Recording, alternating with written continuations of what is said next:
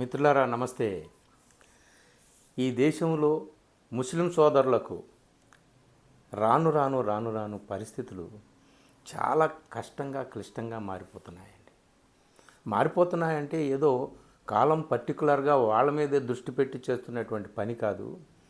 ఇక్కడ కొంతమంది అధికారంలో ఉన్నటువంటి వాళ్ళు చేస్తున్నటువంటి చట్టాలు, వాళ్ళు రూపకల్పన చేస్తున్నటువంటి నియమాలు నిబంధనలు అలా తయారవుతున్నాయి. పాపం ఆలోచిస్తుంటుంటే ముందు వీళ్ళ పరిస్థితి ఏమిటి అనేది చాలా ఆందోళన కలిగించేటటువంటి విషయంగా ఉంది. మిత్రులారా, హేమంత విశ్వశర్మ అనేటటువంటి వ్యక్తి గురించి మీరు విన్నారు కదా. ఆయన అస్సాం ముఖ్యమంత్రి.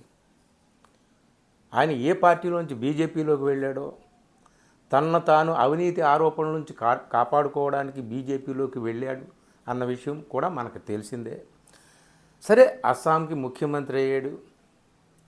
అస్సాంకి ముఖ్యమంత్రి అయిన తర్వాత ఇక ఆయన మాట్లాడే మాటలకి, ఆయన చేసేటటువంటి వ్యాఖ్యలకి, ఆరోపించేటటువంటి నిందలకి ఇక అడ్డు ఆపు లేదండి ఈ దేశంలో. విద్వేషం అంటే ఎలా ఉంటుందో, ఆయన పేరు హేమంత విశ్వశర్మ, కానీ ఆయన విద్వేషానికి విశ్వకర్మ లాంటివాడు. ఇప్పుడు కొత్తగా మొన్న గౌహతిలో జరిగినటువంటి బీజేపీ ఎగ్జిక్యూటివ్ మీటింగ్లో 2-3 చట్టాల గురించి మాట్లాడాడు. ఒకటి లవ్ జిహాద్. లవ్ జిహాద్ అంటే మీకు తెలుసు, అంటే ముస్లిం కుర్రవాళ్ళు హిందూ అమ్మాయిల్ని ప్రేమించి, అంటే ప్రేమ పేరు చెప్పి వాళ్ళని పెళ్లి చేసుకొని వాళ్ళ మతంలోకి మార్చేసి, తద్వారా అక్కడ దేశమంతా ఆసేతు హిమాచలం హిందూ అమ్మాయిలందరూ కూడా ముస్లిం అబ్బాయిలు పెళ్ళిళ్ళు చేసేసుకొని మతాంతరీకరణ చేసేసి మొత్తానికి హిందువుల సంఖ్య కంటే ముస్లింల సంఖ్య పెంచాలి అనేటటువంటి ఒక కుట్ర జరుగుతుంది, వ్యూహాత్మకంగా జరుగుతుంది అనేటటువంటిది ఈ హిందుత్వ వాదుల యొక్క ప్రచారం. దాన్ని లవ్ జిహాద్ అంటారు. దానికి వ్యతిరేకంగా చట్టాలు తీసుకొస్తున్నారు. మనకు తెలుసు, ఉత్తరప్రదేశ్లో, ఉత్తరాఖండ్లో, మధ్యప్రదేశ్లో, ఇంకా ఇట్లాగా కొన్ని స్టేట్స్లో, బీజేపీ పాలిత స్టేట్స్లో దానికి సంబంధించి లవ్ జిహాద్కి వ్యతిరేకంగా కొన్ని చట్టాలు కూడా చేశారు. మొన్ననే యూపీలో ఆ చట్టాలని, అంటే మతాంతరీకరణని నిలువరించాలి, అడ్డుకోవాలని చెప్పేటటువంటి, పైకి ఏది చెప్పినా ఆ చట్టాన్ని మరింత సవరించి మరింత కఠినతరం చేశారు మన యూపీలో. దీని మీద పెద్ద చర్చ కూడా జరిగింది. అంటే ఎవరైతే ఆ మతంలోకి, హిందూ మతం నుంచి ఆ మతంలోకి వెళ్తారో దానికి సంబంధించినటువంటి ఆ బాధితురాలు, అంటే బలవంతంగా చేస్తే, చట్టంలో ఒక రకంగా చెప్తారు కానీ ఆచరణలో ఇంకో రకంగా ఉంటుంది.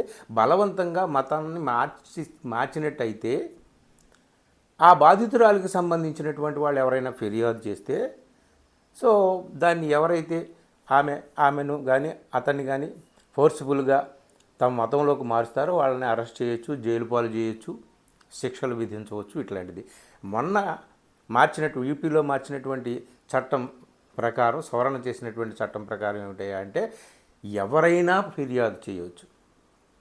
అంటే ఫలానా వాడు ఫలానా అమ్మాయిని పెళ్లి చేసుకున్నాడు, ఫలానా అమ్మాయి మతం మార్చుకుంది అంటే చాలు, ఎవరైనా చేసినా సరే వాళ్ళని తీసుకెళ్ళి జైల్లో పడేసేయచ్చు. ఎంతకాలం శిక్ష విధిస్తారనేది ఇక వాళ్ళ దయాదాక్షిణ్యాల మీద ఉంది.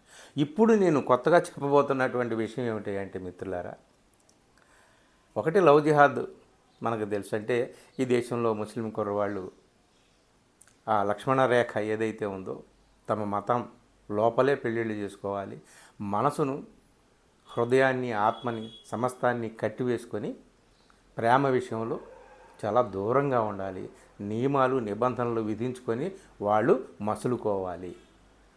పరాయి మతాన్ని, పరాయి కులాన్ని కన్నెత్తి చూడడానికి కూడా వీల్లేదు. అది అంటే ప్రేమకు దూరంగా ఉండాల్సిందే. అది ఇప్పుడు హేమంత విశ్వశర్మ గారు చెప్తున్నటువంటి గొప్ప మాట ఏమిటంటే, ఈ లవ్ జిహాద్కి సంబంధించినటువంటి చట్టాన్ని ఇంకా కఠినం చేసి దానికి సంబంధించినటువంటి ఆ దోషులు ఎవరైతే ఉన్నారో వాళ్ళకి లైఫ్ ఇంప్రిజన్మెంట్ ఇస్తామని చెప్తున్నాడు.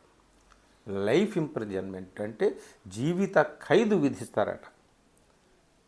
అలాగ ప్రేమతో పెళ్ళిళ్ళు చేసుకొని ఎవరైతే మతం మార్చుకుంటారో వాళ్ళకి జీవిత ఖైదే.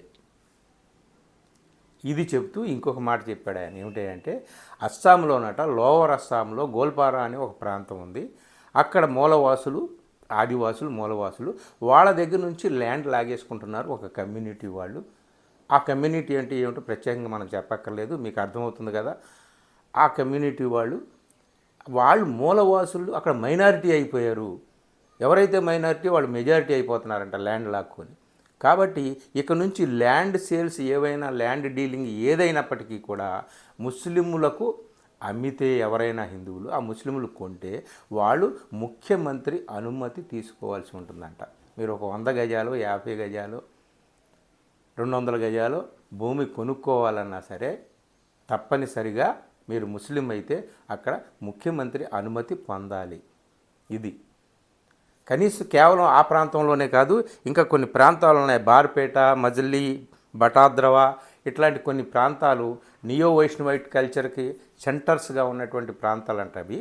ఆ ప్రాంతాల్లో కూడా ఈ ల్యాండ్ సేల్స్కి సంబంధించినటువంటి రిస్ట్రిక్షన్స్ని అమలు చేస్తాము అని చెప్పేసి ఆయన చెప్పాడు. మొన్న ఎగ్జిక్యూటివ్ మీటింగ్ జరిగింది గువాహతిలో, దానిలో ఈ విషయాలన్నీ కూడా చెప్పినట్టు ఇండియన్ ఎక్స్ప్రెస్లో వచ్చింది. దీన్ని వైర్లో ఒక ఆర్టికల్లో చెప్పారనమాట, ది వైర్లో.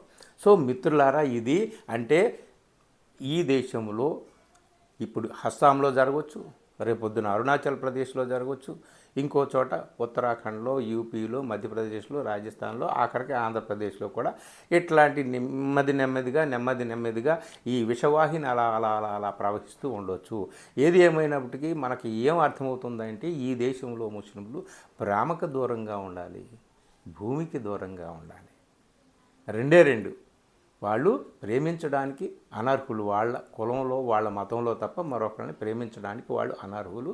అలాగే వాళ్ళు మరొక హిందువుల నుంచి భూమిని కొనడానికి కూడా అనర్హులు. ఇది కేవలం అస్సాంలో ఇప్పుడు అస్సాం ముఖ్యమంత్రి చెప్పింది కావచ్చు, రేపొద్దున ఇంకో ప్రాంతానికి ఆ మాట విస్తరించవచ్చు. అందుకు నేను ఈ విషయం అంతా చెప్తున్నాను. నాకు చాలా జాలి, సానుభూతి కలగడమే కాదు, భవిష్యత్తులో ఈ దేశంలో మైనారిటీ సోదరుల పట్ల ఇంక ఎలాంటి చట్టాలు వస్తాయి, ఎలాంటి నిబంధనలు వస్తాయి, ఎలాంటి ఆంక్షలు విధిస్తారు, వాళ్ళ చుట్టూ ఎలాంటి ఇనప కంచెలు వేస్తారు, వాళ్ళ హృదయాలకి, వాళ్ళ ఆత్మలకి, వాళ్ళ దేహాలకి ఎలాంటి కంచెలు వేస్తారో ఊహించుకుంటూనే కొంచెం ఆందోళనకరంగా ఉంది. మిత్రులారా, మీకు వివరాలు కావాలిస్తే ది వైర్లో ఆర్టికల్ ఉంది, అలాగే చాలా పత్రికల్లో కూడా విస్తృతంగా ఇండియన్ ఎక్స్ప్రెస్లో కూడా వచ్చింది. దీనికి సంబంధించి మీరు చదవచ్చు. ఈ వీడియో నచ్చితే మిత్రులకు షేర్ చేయండి, అలాగే నా ఛానల్ని సబ్స్క్రైబ్ చేయండి. Thank you.